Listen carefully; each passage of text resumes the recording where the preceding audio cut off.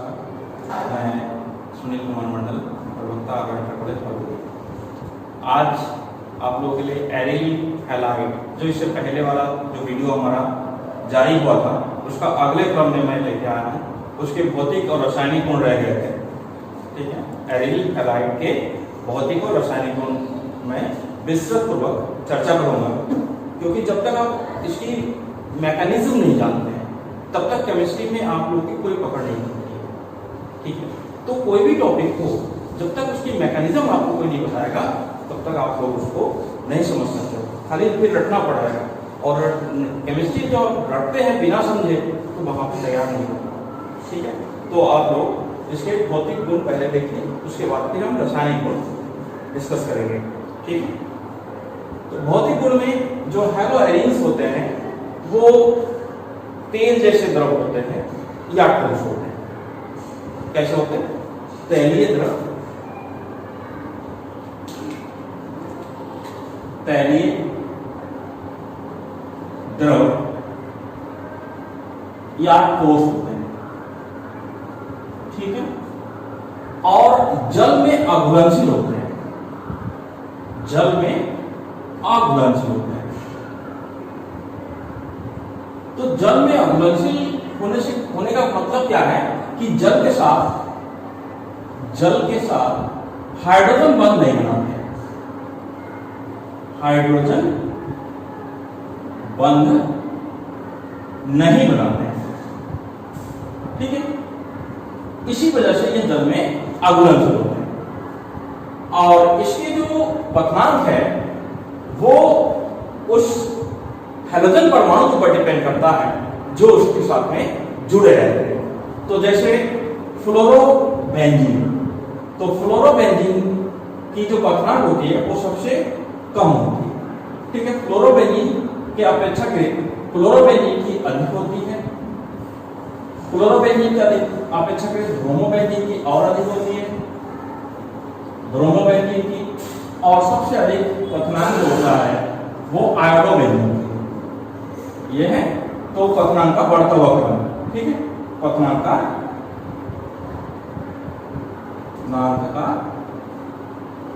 बढ़ता हुआ क्रम, ठीक है। तो इस तरीके से इस हैलोजन युक्त हाइड्रोकार्बन यानी कि आपके एरोमेटिक हाइड्रोकार्बन हैलोएरिन जिसे कहते हैं, तो उसके क्वथनांक का बढ़ता हुआ गुण इस तरीके से देखते हैं। इसके बाद हम आते हैं रासायनिक गुण। तो हैलोबेंजीन किस प्रकार के रासायनिक गुण प्रदर्शित करते हैं? पहले हम इसकी स्ट्रक्चर को लेकर के इसके मैकेनिज्म को देखते हैं, ठीक है। रासायनिक गुण, रासायनिक गुण में आप हैलोएल्केन यानी हैलोएरिन्स, नॉट हैलोएल्केन, हैलोएरिन्स की रासायनिक गुण की चर्चा हम लोग करते हैं। रासायनिक गुण,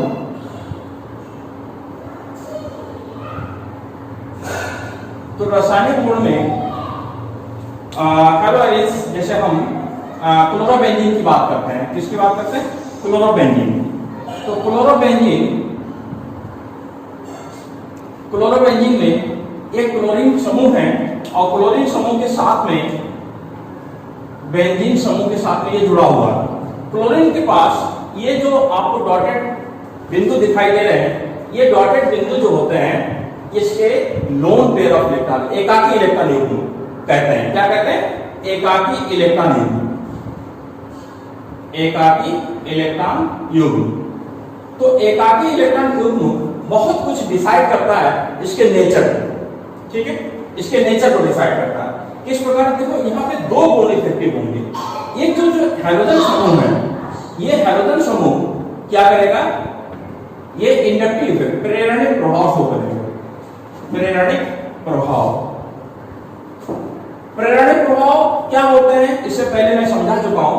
प्रेरणिक प्रभाव का मतलब कोई विद्युत ऋणात्मक परमाणु जो साझे के इलेक्ट्रॉन को, सैद्धांतिक बंध में जो साझे के इलेक्ट्रॉन है, उस साझे के इलेक्ट्रॉन को अपनी ओर आकर्षित करते हैं जितने बल से, उस बल को हम इस यहाँ पे प्रेरणिक प्रभाव की तरह शो करेंगे। तो यहाँ पे ये ऋणात्मक, नेगेटिव यानी कि इलेक्ट्रॉन को बेंजीन रिंग से बाहर की ओर इधर से इधर की ओर खींच रहे हैं, इसे हम कहते हैं इंडक्टिव इफेक्ट या minus I effect, inductive effect. दूसरा क्या होगा कि जो बेंजीन रिंग है, ये बेंजीन रिंग इन एकाकी इलेक्ट्रॉन युग्मों को बेंजीन रिंग के अंदर डेविएट करते हैं। इस प्रभाव को कहते हैं मेसोमेरिक प्रभाव। ये जो इफेक्ट है इसको क्या कहते हैं? मेसोमेरिक प्रभाव, मेसोमेरिक प्रभाव। ठीक है, तो मेसोमेरिक प्रभाव को हम अनुनाद प्रभाव भी कहते हैं। क्या कहते हैं? अनुनाद प्रभाव। ये क्या होता है कि जो बाहर से इलेक्ट्रॉन रिंग के अंदर आएंगे, बाहर से इलेक्ट्रॉन रिंग के अंदर आएंगे। क्यों? कि रिंग जो होता है ये अनसैचुरेशन यानी कि डबल बॉन्ड युक्त होते हैं, तो इलेक्ट्रॉन आकर्षण पावर इसकी ज्यादा होती है, इलेक्ट्रॉन को अपनी ओर आकर्षित करते हैं। जब इलेक्ट्रॉन को अपनी ओर आकर्षित करते हैं, उसके द्वारा जो प्रभाव उत्पन्न होगा उसको हम क्या कहते हैं? मेसोमेरिक प्रभाव। तो मेसोमेरिक प्रभाव और इंडक्टिव इफेक्ट, यहां पे दो प्रभाव काम कर रहे हैं, एक प्रेरणिक प्रभाव, नंबर 2 मेसोमेरिक प्रभाव। अब यहां पे महत्वपूर्ण है कि कौन सा प्रभाव अधिक प्रभावी होगा। ठीक है, तो आप लोग याद कर लीजिए कि इस क्लोरोबेंजीन में मेसोमेरिक प्रभाव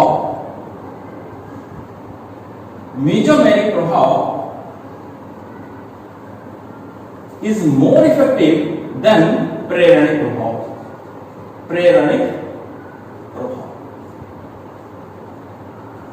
अब यहां पे क्लियर हो गया कि आपका जो अनुनाद प्रभाव, जैसे डाक्टोमेरिक प्रभाव भी कहते हैं, अनुनाद प्रभाव प्रेरणिक प्रभाव की तुलना में, इंडक्टिव इफेक्ट की तुलना में अधिक प्रभावी है। तो इसके प्रभावी होने से क्या प्रभाव पड़ता है, किस प्रकार से पड़ता है, उसको समझिए। देखिए, जब हम इस क्लोरोबेंजीन की संरचना देखते हैं तो क्लोरोबेंजीन में इस प्रकार से डबल बॉन्ड है और यहाँ पे क्लोरीन समूह है जिसके ऊपर 3 एकाकी इलेक्ट्रॉन युग्म है। अब 3 एकाकी इलेक्ट्रॉन युग्म जब बेंजीन रिंग के अंदर डेविएट होंगे तो यहां पर एक रिजोनेटिंग स्ट्रक्चर, अनुनाद प्रभाव उत्पन्न होने के कारण यहां पर बेंजीन रिंग इस प्रकार से बदल जाएगा। यहां पे डबल बॉन्ड जैसे कैरेक्टर आ जाएगी, इसके ऊपर 2 लोन पेयर रह जाएंगे और एक पॉजिटिव चार्ज, क्योंकि इलेक्ट्रॉन इधर से इधर क्यों आया है, तो इलेक्ट्रॉन एक हिसाब से ये सप्लाई कर रहा है, इसलिए पॉजिटिव चार्ज, और ये जो डबल बॉन्ड था ये यहाँ पे शिफ्ट हुआ और ये जो लोन पेयर इलेक्ट्रॉन्स था वो यहाँ पे आया और इसके ऊपर आप नेगेटिव चार्ज दिखा सकते हैं। ये स्थिति उत्पन्न हुई, बाकी बॉन्ड्स जैसे के तैसे पड़े। अब यही स्थिति, अब यहाँ पे डबल बॉन्ड है, पाई इलेक्ट्रॉन्स है, तो इलेक्ट्रॉन इधर से इधर की ओर शिफ्ट हो, तो जब इधर से इधर की ओर होगा, यही रिजोनेटिंग घटना है और कुछ नहीं। तो यहां पर ये जो एकाकी इलेक्ट्रॉन युग्म है और इस कार्बन के बीच में यहां पे डबल बॉन्ड आ जाएगा और यहां का जो इलेक्ट्रॉन है वो शिफ्ट होकर के इधर आएगा। ठीक है, और इसके ऊपर जैसा पॉजिटिव चार्ज था उसी प्रकार का रहेगा। तो इस स्थान को हम क्या कहते हैं? इस स्थान को कहते हैं ऑर्थो। ये ऑर्थो है। ऑर्थो शब्दों में 11th में क्लियर किया था, ऑर्थो का मतलब था ऑर्थोडॉक्स, आपके सामने वाला हिस्सा। इस क्लोरीन के लिए ये पोजीशन और ये पोजीशन, ये दोनों पोजीशन ऑर्थो कहलाएगा, और उसमें जो रियर होगा, इसमें जो अपोजिट होगा, ये पोजीशन पैरा कहलाएगा। ध्यान रखना, पोजीशन क्लियर करना बहुत जरूरी है। ये ऑर्थो है, ये ऑर्थो है, ये पैरा है, ये मेटा है, ये मेटा। ठीक है, अब जब ऑर्थो पोजीशन पर यहां पर फिर इलेक्ट्रॉन डेंसिटी अधिक है और यहां पे पाई इलेक्ट्रॉन्स है, तो इलेक्ट्रॉन का मूवमेंट इस तरीके से होगा। इस तरीके से होने से बॉन्डिंग स्ट्रक्चर की पोजीशन क्या होगी, ये देख लीजिए। यहां पर पाई इलेक्ट्रॉन है और ये पाई इलेक्ट्रॉन है, सॉरी, और ये लोन पेयर ऑफ इलेक्ट्रॉन्स है। इसके बीच में जब बॉन्डिंग हुई तो ये बॉन्ड यहां पे शिफ्ट हुआ, ये तो पहले से हो गया था, और ये जो पाई इलेक्ट्रॉन एकाकी इलेक्ट्रॉन युग्म है तो ये यहां पे है। तो ये पहले की स्थिति फिर मैं बना रहा हूं और यहां पे पॉजिटिव चार्ज, ये पोजीशन नंबर 1, पोजीशन नंबर 2 और ये पोजीशन नंबर 3। अब इस क्वेश्चन को भी आप क्या कहेंगे, ऑर्थो है, ऑर्थो। आप एक क्लियर हो गया आपको कि इलेक्ट्रॉन घनत्व कहां कहां बढ़ा है। एक देखिए ऑर्थो क्वेश्चन पे बढ़ गया इलेक्ट्रॉन घनत्व, एक पैरा क्वेश्चन में बढ़ गया इलेक्ट्रॉन घनत्व, और फिर एक ऑर्थो क्वेश्चन पे इलेक्ट्रॉन घनत्व बढ़ गया। यानी कि इस क्लोरोबेंजीन में इस क्लोरीन समूह की उपस्थिति के कारण ऑर्थो और पैरा स्थान पर इलेक्ट्रॉन घनत्व बढ़ जाता है। इसलिए क्लोरोबेंजीन ऑर्थो पैरा डायरेक्टिंग समूह, ऑर्थो पैरा निर्देशक समूह कहलाता है। बहुत महत्वपूर्ण इसको समझना, ऑर्थो पैरा निर्देशक समूह यानी कि इनके आने वाले इलेक्ट्रोफाइल इसकी उपस्थिति के कारण इस पर अगला आने वाला जो इलेक्ट्रॉन स्नेही समूह होगा वो ऑर्थो और पैरा पर ही जुड़ेगा। क्यों? क्योंकि इलेक्ट्रोफाइल को इलेक्ट्रॉन की दरकार है, इलेक्ट्रॉन की आवश्यकता है, और इलेक्ट्रॉन उनको जहां पे अधिक मिल रहा है वहीं पर ये जुड़ेगा। अब फिर ये रेजोनेटिंग स्ट्रक्चर किस प्रकार से शो कर रहा, अब ये स्थायी उत्पाद में जब आप स्थायी रूप में फिर जब ये शिफ्ट होता है तो इसकी अगली रेजोनेटिंग स्ट्रक्चर क्या बन गया, देखिए ये बॉन्ड्स यहाँ पे हैं और ये बॉन्ड फिर यहाँ पे आएगा, तो ये, और फिर ये अपनी पुनः अवस्था को प्राप्त कर लेगा। और यहाँ पर ये जो अनुनाद संकर है और इसमें क्या अंतर है, ये अंतर है कि यहाँ पे जो डबल बॉन्ड था और यहाँ पे डबल बॉन्ड आ गया, यानी कि ये इसके अनुनाद संकर है। इसे क्या कहते हैं, अनुनाद संकर, रेजोनेटिंग हाइब्रिड अनुनाद संकर। तो ये सबसे महत्वपूर्ण पॉइंट है कि जब तक आप इसके मैकेनिज्म को समझ जाएंगे वो ज्यादा टफ नहीं है, आपको समझना है कि इसमें हैलोजन परमाणु है, इनकी क्लोरीन हो या ब्रोमीन हो या आयोडीन हो, उसके बाहर इनको इसमें 7 इलेक्ट्रॉन होते हैं। एक इलेक्ट्रॉन का साझा इन्होंने इस वाले कार्बन के साथ किया और 6 इलेक्ट्रॉन इसके पास में पड़े हुए थे।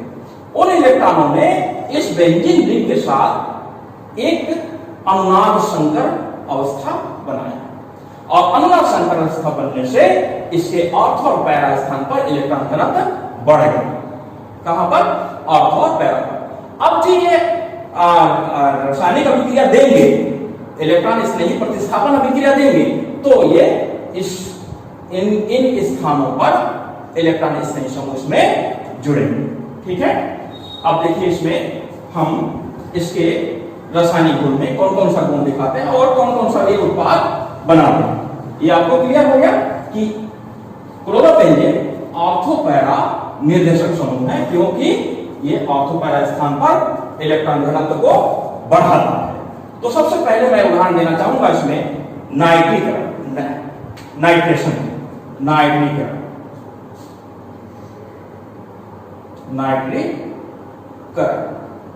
नाइट्रेशन।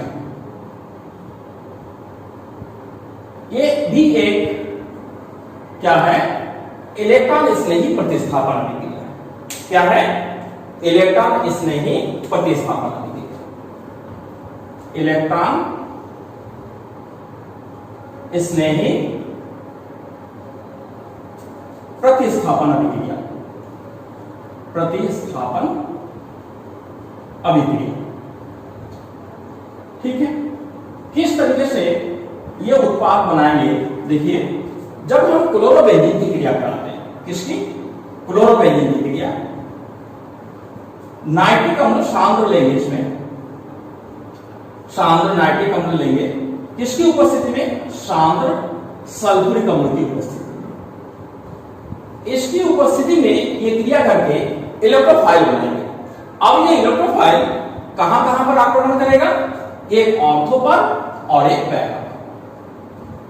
देखो ये क्लोरीन समूह यही है, अब इसके ऑर्थो पर नाइट्रो समूह बनेगा तो ortho nitro chlorobenzene, ortho nitro chlorobenzene, clear, ortho nitro chlorobenzene. और दूसरा उत्पाद बनेगा पैरा नाइट्रो, यानी कि पैरा पोजीशन यहां पे है, पैरा नाइट्रो क्लोरोबेंजीन। अब इसमें क्या दिक्कत है, पैरा नाइट्रो क्लोरोबेंजीन, ये जो रिएक्शन हुआ, हमें 11th का पढ़ा हुआ क्वेश्चन है कि किस प्रकार की इसकी क्रियाविधि कैसे हुई, इसकी मैकेनिज्म आपको दिखाते हैं। क्रियाविधि किस प्रकार से ये रिएक्शन किया। क्रियाविधि में सबसे पहले इलेक्ट्रोफाइल कैसे बनते हैं, तो नाइट्रिक अम्ल HNO3 जब सल्फ्यूरिक अम्ल के साथ क्रिया करते हैं तो यहां पे NO2 समूह बनते हैं plus H2O plus HSO4 minus है। ठीक है, अब ये नाइट्रिक समूह ये इलेक्ट्रोफाइल है, इलेक्ट्रॉन स्नेही समूह, इलेक्ट्रॉन स्नेही समूह। ये इलेक्ट्रॉन स्नेही समूह अब जगह तलाशता है, यानी कि जहां पर इसको इलेक्ट्रॉन घनत्व अधिक मिलेगा वहां पर क्लोरोबेंजीन के रिंग पर जहां पर इसको इलेक्ट्रॉन घनत्व हाइड्रोजन हर जगह है, तो जब ये नाइट्रो समूह एक इलेक्ट्रोफाइल जिसके ऊपर धनात्मक आवेश है ये आकर के हाइड्रोजन को रिप्लेस करेगा और स्वयं यहां पे स्थापित हो जाएगा और nitrochloroform plus nitrochlorobenzene plus H plus ion. ये H प्लस आयन ये जो माध्यमिक है माध्यम है HSO4 minus ion plus H plus ion के साथ क्रिया करके फिर से H2SO4 का निर्माण कर ले और हमारी ये उत्पाद। यही स्थिति जैसे ऑर्थो नाइट्रोक्लोरोबेंजीन बनाए, यही स्थिति पैरा के साथ भी होगा, सेम यही प्रोसीजर रहेगा। इस तरीके से ये ऑर्थोक्लोरो या पैरा ऑर्थो नाइट्रोक्लोरोबेंजीन या पैरा नाइट्रोक्लोरोबेंजीन बनाएगा। इसके बाद हम इसके क्लोरीनीकरण में आ जाते हैं, क्योंकि आपको नाइट्रीकरण के बाद सेकंड इसका टर्म आता है क्लोरीनीकरण। क्लोरीनीकरण में इससे पहले हमने एक एग्जाम्पल दिया था कि क्लोरीनीकरण जब हम कराते हैं किसी यौगिक का, ठीक है ना, हैलोजेंस का, तो क्लोरीनीकरण में वाहक होना चाहिए, कैरियर होना चाहिए। तो कैरियर जैसे होता है क्लोरीनीकरण, क्लोरीनेशन है ना, क्लोरीनीकरण। तो किसी क्लोरीन वाहक, किसी हैलोजन वाहक, किसी क्लोरीन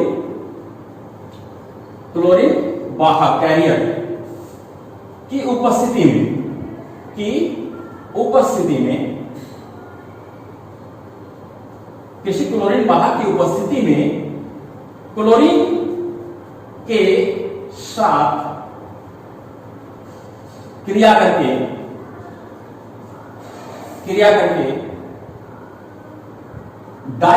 ऑर्थो डाइक्लोरोबेंजीन तथा पैरा डाइक्लोरोबेंजीन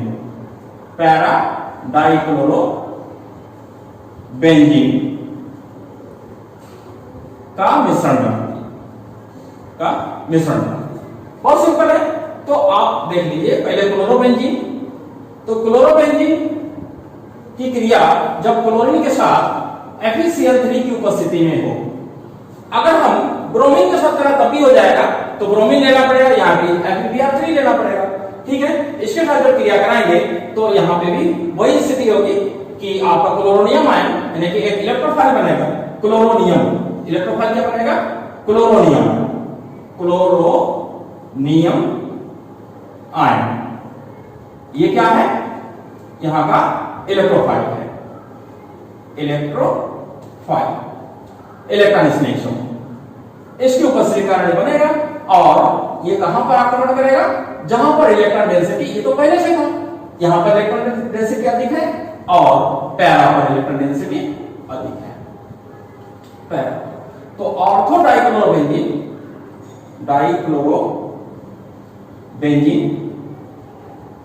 और पैरा डाइक्लोरोबेंजीन इसका मिश्रण बनेगी। ठीक है, तो इस प्रकार से क्लोरीनीकरण हुआ। क्लोरीनीकरण के बाद आप सल्फोनीकरण में आ जाइए। सल्फोनेशन में भी आपको कोई इलेक्ट्रोफाइल बनाने वाला पदार्थ यानी कि अभिकर्मक चाहिए होगा, जो आपको क्या बना देता है? इलेक्ट्रोफाइल बना देता है। तो इसके लिए हम अगर लेते हैं सल्फोनीकरण, सल्फोनेशन। ठीक है, तो इसके लिए हम सधुम्र एस्टेटोफोर या सांद्र एस्टेटोफोर का प्रयोग करते हैं। तो इसके लिए जब हम क्लोरोबेंजीन के साथ में सधुम्र एस्टेटोफोर, सांद्र बहुत ज्यादा सधुम्र होता है, जिसमें सधुम्र एस्टेटोफोर, जिसमें SO3 गैस घुला हुआ रहता है, इसके साथ जब क्रिया करता है तो भी SO3H प्लस एक और बनेगा पैरा पर SO3H, लेकिन इसमें नाम बदल जाएगा। क्यों? क्योंकि आप लोग जब आयुर्वेद पढ़ते हो तो जो प्रेफरेंशियल ग्रुप है, प्रेफरेंशियल लिस्ट है, वरीयता सूची है, तो वरीयता सूची में इसका नाम सबसे ऊपर आता है, इसलिए यहां पर ऑर्थोक्लोरो सल्फोनिकम, बेंजीन सल्फोनिक एसिड और पैराक्लोरो बेंजीन सल्फोनिक एसिड, ये होता है इसका रिएक्शन सल्फोनीकरण। अब इसके बाद लास्ट में हम देंगे फ्रेडाल का प्रतिक्रिया, जो किसी भी ऑर्गेनिक केमिस्ट्री में, विशेषकर एरोमेटिक ऑर्गेनिक केमिस्ट्री में सबसे महत्वपूर्ण रिएक्शन है फ्रेडाल का प्रतिक्रिया। फ्रेडाल का प्रतिक्रिया किसे कहते हैं? फ्रेडाल का प्रतिक्रिया का मतलब होता है कि जब हम किसी एरोमेटिक यौगिक का निर्जल AlCl3 की उपस्थिति में, निर्जल एल्युमिनियम क्लोराइड की उपस्थिति में मेथिल क्लोराइड या एसिटिल क्लोराइड की क्रिया कराते हैं तो ऑर्थो और पैरा उत्पाद बनाते हैं, जिसे हम फ्रेडाल का प्रतिक्रिया कहते हैं। क्या कहते हैं? फ्रेडाल का अभिक्रिया। फ्रेडाल क्राफ्ट लगभग सभी और एरोमेटिक केमिस्ट्री पढ़ाएंगे, आप लोग याद कर लीजिए, क्योंकि इसके बिना केमिस्ट्री चल नहीं पाएगा। फ्रेडाल का इसके लिए क्लोरोबेंजीन की क्रिया,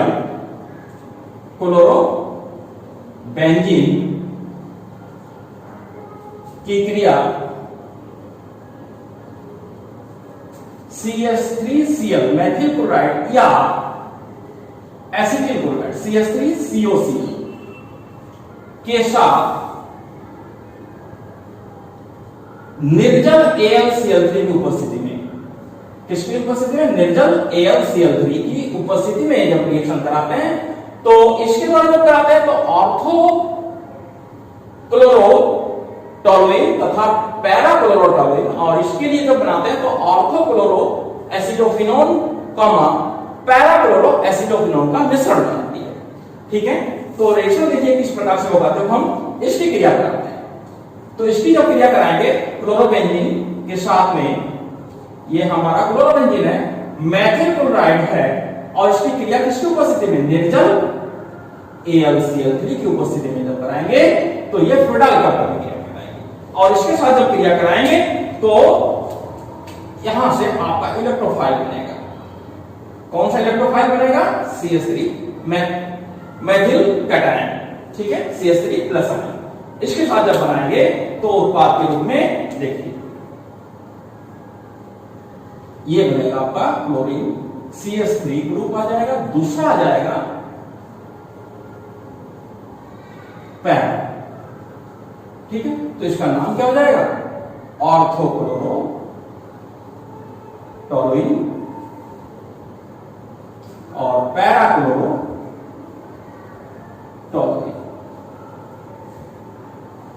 ठीक है, क्यों ऐसा होता है?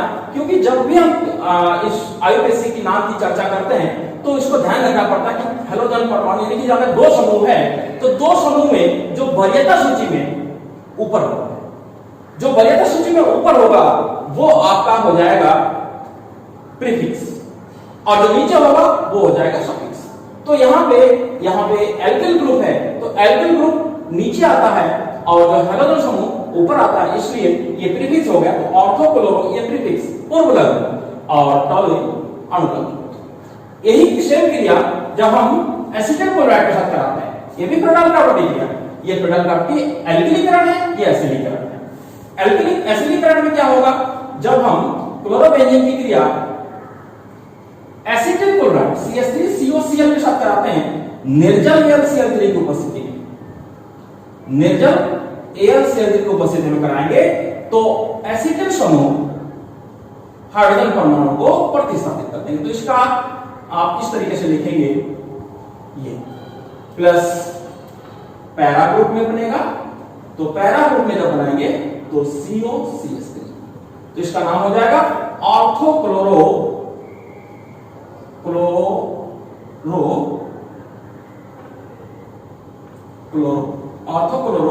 एसिटोफिनोन और पैरा क्लोरो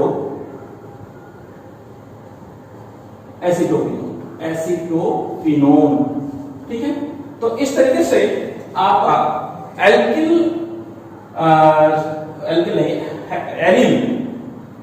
बेंजीन जो समूह को हम लोग एरिल कहते हैं, तो हेलो एरिल्स में विशेषकर क्लोरोबेंजीन, ब्रोमोबेंजीन, आयोडोबेंजीन की चर्चा हमने आज किया और इसके बाद टाइप स्टडी रह जाता है। टाइप स्टडी में हम क्लोरोबेंजीन की कुछ विशिष्ट अभिक्रियाएं होंगी, इसके बाद बता देंगे। उसके बाद हम लोग जाएंगे इसकी प्रॉब्लम्स क्या क्या आती है, बोर्ड एग्जाम में या कॉम्पिटिटिव एग्जाम में किस प्रकार के क्वेश्चन इसमें से अराइज होंगे। जब हमारा टॉपिक क्लियर हो जाएगा उसके बाद हम इस पर चर्चा करेंगे। ठीक है, धन्यवाद।